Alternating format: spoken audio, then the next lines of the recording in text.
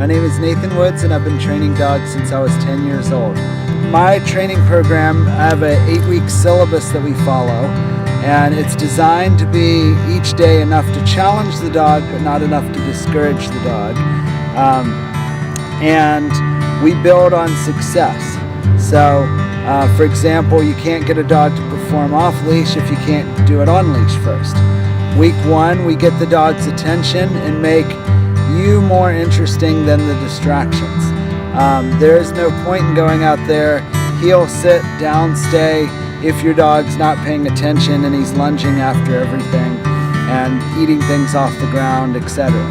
So we get the dog's attention first. Ironically, you'll gain more control on a 15-foot leash the first week than you've ever had on a 6-foot leash. Little does the dog know, by the time you get to week 2, which is heeling and sitting, the dog should be heeling perfectly.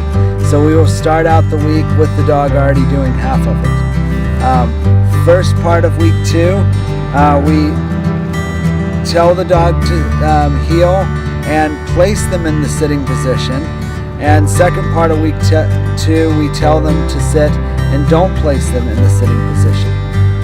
By the time you get to week 3, you'll no longer need to get them to heel and sit. You'll no longer need to command them to heel and sit. They'll do what you call an automatic sit, which means when you stop, they automatically sit. Because every exercise in the novice level, the dog needs to be sitting first. So we make it understood that the dog always stops and sits. At that point, why would the dog move? It's going to be very easy to teach sit-stay exercise. So we do week 3, we do up to 6 feet for 1 minute. We also introduce the stand, which is when the dog is in a sitting position. You tell them to stand, they stand up. Week 4, after they know stand and stay, week 4 we're able to teach them stand, stay. You get them to stand, stay, go out 6 feet. We introduce more distractions to the sit-stay. We expand, which is not teaching them something new, it's just expanding what we already know. So we put toys around the dog, we put food around them, have distractions walk behind them, and we return to the dog instead of clockwise, counterclockwise. So we've expanded what the dog already knows. We do down on command, but the dog has to be automatically sitting first. You want to be able to stand up perfectly straight. Layla, down! Without bowing or pointing, and the dog lays down. We do recall, which is the dog is on a 6-foot leash. You tell them to stay, you go out 6 feet. You want to call them, they sit in front. Tell them to heel, they walk around, you sit at heel position.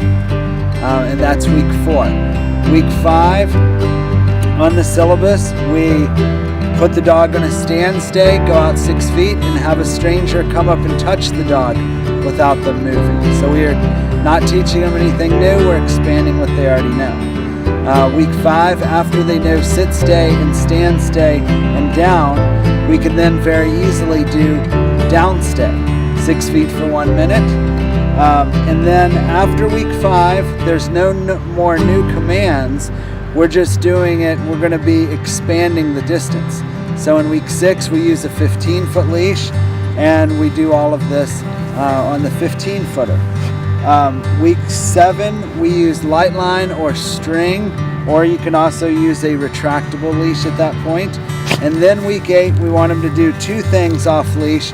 We want them to A, turn on a dime and come when they're called. Layla, come. And sit. And B, we also want them to heel off leash and not lunge after everything. And I usually meet clients at the dog beach or the dog park, and we let the dog go out and get distracted, and we're going to say, Fido, come, and they need to turn on a dime, come and sit, and they also need to heel off lead. And because if somebody was playing chuck it in the field over there with their dog, and she was to bolt after them and jump in the middle of their game, there could be an altercation. So I like to leave clients with the ability to do both of those things. So my program is modeled after a dog getting its first level obedience title, with the idea if your pet can even do 80% of what we call novice level, as a pet owner, you will be thrilled and think you have the best trained dog ever. And all we're really doing in the big picture is we are getting the dog used to cooperating around distractions and getting you used to getting the dog to cooperate around distractions. Expect more from your dog, enjoy more from your dog, unleash your dog's full potential and your own.